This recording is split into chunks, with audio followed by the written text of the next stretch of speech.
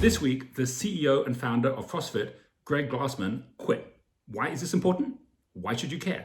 Hi, it's Roger Hamilton again with the next episode of Entrepreneur TV, where we're going to be talking about just how much trust is breaking down the world and what you as a small business owner can do about this. But first of all, let's just talk about Greg. Imagine that you were 20 years ago living with your parents and you came up with a whole new way of exercising. And imagine you called that CrossFit. You then started spreading the word, actually going out and getting licenses.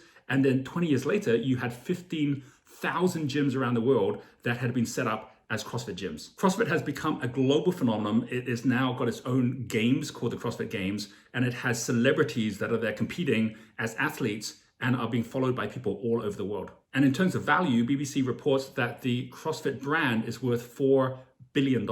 So why did Greg quit? Well, let's have a look at some of the stories to just see what happened and how it happened, starting with this article from The Guardian. CrossFit CEO Greg Glassman resigns after offensive George Floyd and coronavirus tweets. After reporting that he quit, it says that the move comes after a pair of offensive tweets by Greg on Saturday in response to a tweet from the Research Center Institute for Health Metrics and Evaluation, which stated racism is a public health issue. Glassman tweeted, "It's Floyd 19.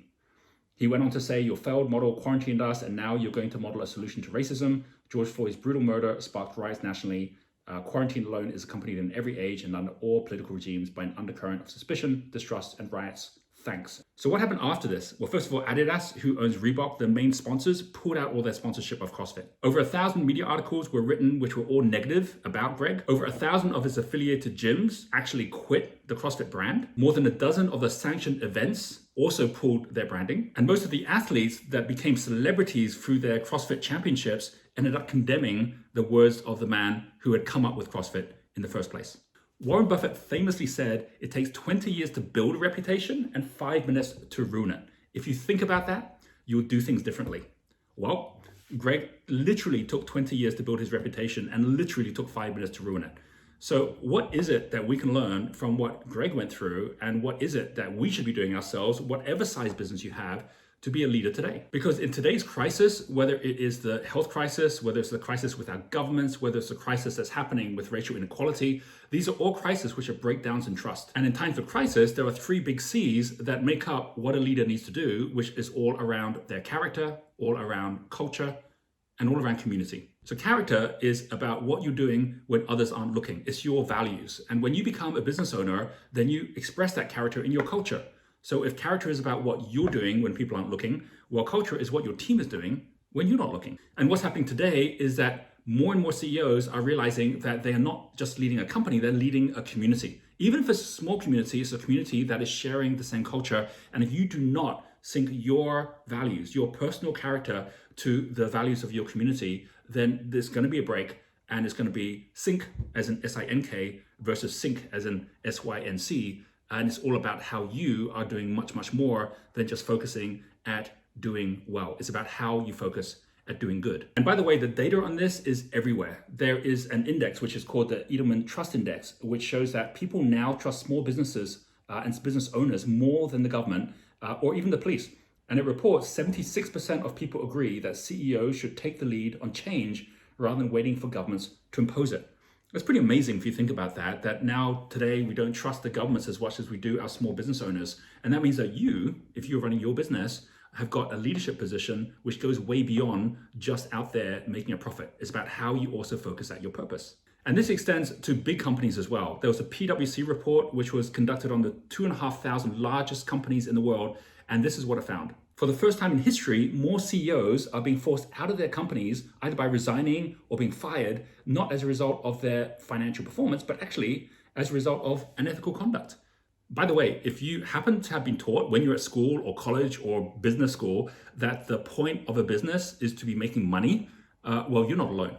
It was back in 1970 that the economist Milton Friedman came up with a definition for the corporation, which was that it was there for the sole purpose of serving the shareholders, to make a profit. But it was a year ago, in August 2019, before the crisis actually came about, that 200 CEOs from America's round table got together and redefined what a business is all about. They said that a company has a responsibility far beyond just the shareholders. As you can see here, it says we commit to delivering value to our customers, investing in our employees, dealing fairly and ethically with our suppliers, supporting the communities in which we work, And only at the very end does it say generating long-term value for shareholders.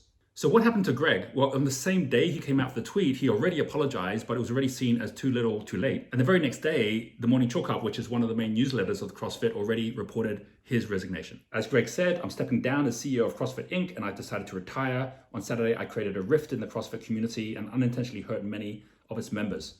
You've got Dave Castro, who's now taken over, who says CrossFit is a community, one that is global, diverse, and tough. Every person in our community shares a common bond. We're all dedicated to a visionary, transformative approach to health and fitness. Our individual passions for that approach have forged an enduring community. They also sent a message to all of their millions of followers around the world, which reads, why didn't CrossFit just say something? And it goes on to say, we disappointed you, it hurt you and us, we need to talk. And then it goes on to explain, why did Greg say that, what the community is all about, what the truth actually is. So if you thought, what is your truth? As well as thinking about what your business is in terms of profit, what is it in terms of purpose? As well as income, what is it in terms of impact? I think about this a lot in all the mentoring that I have done. Almost always the biggest struggle people have in building their teams or even attracting the right customers is that they're thinking a lot about what they're going to do, but not enough about why they're going to do it. They'll often complain about the culture of the people that they're working with, but they won't look deeply enough in terms of what their own character is. So what are your values? If you were to write down your key values and to what extent are you actually putting them into the culture of your team, into your community, what would be your top 10? The ones that are most important to you, the ones that will be part of your legacy. As that saying goes, if you don't have something to die for, then you don't have anything yet to live for. And once you decide on exactly what those values are, how are you going to make sure that your customers know about these, that your team knows about them as well? And how do you bring them into this conversation too?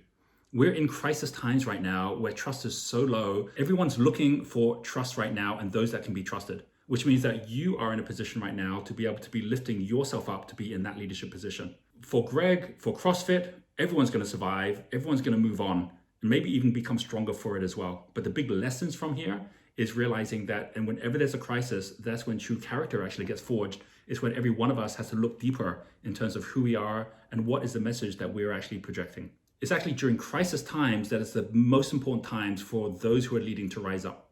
As Martin Luther King said, it's always the right time to do the right thing. If you resonate with this message, please do like this video, please share it with the people that you care about, and do subscribe to this channel so that as we go through the next stages of this crisis, we can see the examples of not just what to do, but what not to do in the not just days, weeks, but months and years. Thanks very much for watching, and I will see you on our next episode of Entrepreneur TV.